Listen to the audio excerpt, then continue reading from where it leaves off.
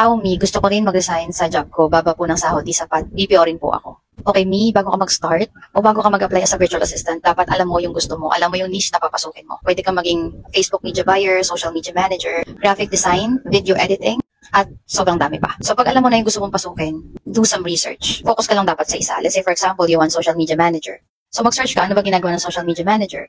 Now, pag alam mo na yung niche na papasukin mo or na gusto mo, maraming client ang nag-hire ng no experience virtual assistant kasi usually ang VAs na walang experience, usually mababa yung rate nila.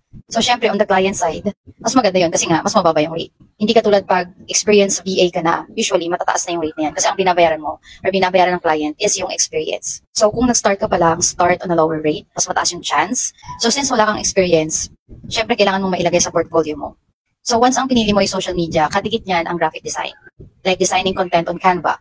So if wala kang experience but you know how to do it, do some examples that you can showcase on your portfolio. In that way, mas mataas yung chance na ma-hire ka kasi nga, kahit wala kang experience but you know how to do the work, they will hire you. So tingin mo, kompleto na yung research mo, ready ka na. So look for clients or agency. And then the final step is during discovery call. So since alam mo na yung social media, alam mo na yung mga gagawin, the hardest part is how to sell yourself, your services to the client. So kailangan confident ka and all that. Now, if hindi ka natanggap sa isang client interview mo or client discovery call, that's okay. At least you know how to do it better. So yun lang. Good luck, VAs!